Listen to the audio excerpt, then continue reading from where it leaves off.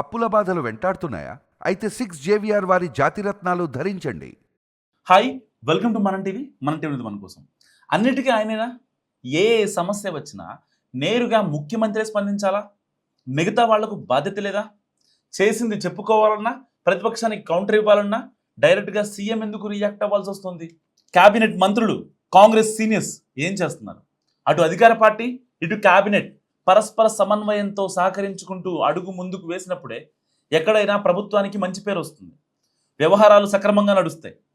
Official వ్యవహారాల్లో జోక్యం చేసుకోకుండా అధికార పార్టీ నేతలకు ఆ ప్రయారిటీ ఉండటం సాధారణం. సో ప్రభుత్వం మీద ఆరోపణలు వస్తే పార్టీ విపక్షాలు డైరెక్ట్గా సీఎంని అటాక్ చేస్తే క్యాబినెట్ సహచరులు వెంటనే రియాక్ట్ అయ్యి కౌంటర్స్ ఇవ్వడం కూడా సర్వసాధారణం. కానీ ప్రస్తుతం తెలంగాణలో అలాంటి వాతావరణం కనిపించడం లేదన్నది పొలిటికల్ అబ్జర్వేషన్. సో ప్రభుత్వం మీద విమర్శల విషయంలో కాంగ్రెస్ పార్టీ పెద్దలు అంటిముంటున్నట్టు ఉంటున్నారన్న అభిప్రాయం బలపడుతుంది ప్రజల్లో కూడా. అధికారంలోకి వచ్చి 2.5 ఏళ్లైనా పార్టీ నేతల్లో ఇంకా ఆ జోష్, ఆ వ్యూహం కనిపించడం లేదని అంటున్నారు.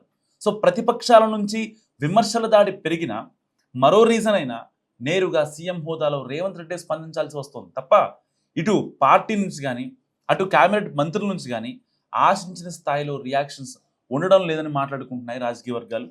ధాన్యం కొనుగోలు వ్యవహారాన్ని తీసుకుంటే ఈసారి గతంలో కంటే ఎక్కువ దిగుబడి వచ్చింది. సో అన్ని గన్ని బ్యాగుల కొరత, మరి రవాణాకు లారీలు చాలకపోవడం లాంటి సమస్యలన్నీ తలెత్తాయి గ్రౌండ్ లెవెల్లో. ఈ పరిస్థితుల్లో మంత్రులు యాక్టివ్ రోల్ తీసుకొని ఉన్న సమస్యల్ని చెప్పి రైతుల్ని మెప్పించే ప్రయత్నం చేయాలి. కానీ ఒకరిద్దరు తప్ప మిగతా ఎవరూ కూడా పెద్దగా స్పందించలేదు. గతంలో పోల్చితే ఇప్పుడు ఎక్కువ కొనుగోలు కేంద్రాలు ఏర్పాటు చేశారు.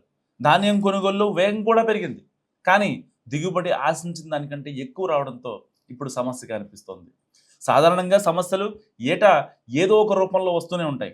కానీ వాటిని అధిగమించేందుకు యంత్రాంగం చేసే ఏర్పాట్లలో ప్లానింగ్ లోపమే అసలు సమస్య. దాన్ని సరిదిద్దేందుకు కొంతమేర ప్రయత్నాలు జరుగుతున్నాయి కూడా. సో కనీసం ఆ చేసింది చెప్పుకోవడంలో కూడా అధికార పార్టీగా కాంగ్రెస్ నేతలు, క్యాబినెట్ మంత్రులు విఫలమవుతున్నారని, కొందరైతే అసలు మాకు సంబంధం లేదన్నట్టుగా ఉంటున్నారన్న చర్చలు కూడా నడుస్తున్నాయి. ఇస్తే ప్రెస్ నోట్లు, లేదంటే అరకొర రివ్యూలే అన్నట్టు ఉంది పరిస్థితి. రాష్ట్ర మంత్రివర్గంలో ఉన్న సీనియర్స్ కూడా మాకు సంబంధం లేదన్నట్లు వ్యవహరిస్తున్నారన్న అభిప్రాయం ఉంది. ఇప్పటివరకు బండి భగీరథ ఎపిసోడ్పై కానీ ధాన్యం కొనుగోలు విషయంలో కానీ మాట్లాడిందే లేదు. సో ఏ శాఖకు సంబంధించిన మంత్రి ఆ శాఖనే చూసుకుంటారని అనుకుంటున్నారా, లేదంటే మొత్తానికే ముఖ్యమంత్రే బాధ్యత వహిస్తారని భావిస్తున్నారో కానీ అత్యంత కీలకమైన అంశాల్లో కూడా సీనియర్స్ నుంచి రియాక్షన్స్ ఉండడం లేదు. ప్రతి అంశంలోనూ సీఎం రేవంత్ రెడ్డి స్పందించాల్సి వస్తుందన్నది ఓపెన్ టాక్. అయితే పార్టీ సీనియర్స్, మంత్రులు ఇక్కడ చిన్న లాజిక్ మిస్ అవుతున్నారన్న చర్చ జరుగుతుంది రాజకీయ వర్గాల్లో. ప్రభుత్వం మీద ప్రతిపక్షం చేసే మాటల దాడి ప్రభావం అందరి మీద పడుతుందని, లాభ నష్టాలకు అంతా ఉమ్మడిగా బాధ్యత వహించాల్సి ఉంటుందన్న సంగతి మర్చిపోతున్నట్లు ఉన్నారన్న టాక్ నడుస్తుంది. అసలు వీళ్ళకి దిశానిర్దేశం కరువైందా అన్నది ఇంకొందరి ప్రశ్న. సో పార్టీ నుంచి వచ్చే రియాక్షన్స్ కూడా మొక్కుబడిగా ఉంటున్నాయి తప్ప విపక్షానికి స్ట్రాంగ్ కౌంటర్ ఇవ్వాలన్న, ప్రభుత్వానికి నిలబెట్టాలన్న కసి ఏమాత్రం ఏ కోశానా కనిపించట్లేదని మాట్లాడుకుంటున్నారు. సో మరోవైపు మంత్రులు అసలు గాంధీ భవన్ వైపు రావడమే మానేశారు. ఇప్పటిదాకా పార్టీ ఆఫీస్ మెట్లెక్కని ఎంపీలు కూడా ఉన్నారంటే ఆశ్చర్యం కలగక మానదు. అధికారంలో ఉండి ఉమ్మడిగా ముందుకు కదలాల్సిన పార్టీ ఎందుకు డల్గా మారిందన్నది $1 మిలియన్ ప్రశ్న. సో అంతా ఆయనే చూసుకుంటారంటూ భారం మొత్తం సీఎం రేవంత్ మీదే వేసేస్తే ఆయన మాత్రం ఎంతవరకని మోస్తారన్న ప్రశ్నలు వినిపిస్తున్నాయి. సో పార్టీ అధికారంలో ఉంటే ఇప్పుడు అందరూ ఆ పవర్ని అనుభవిస్తున్నట్టే.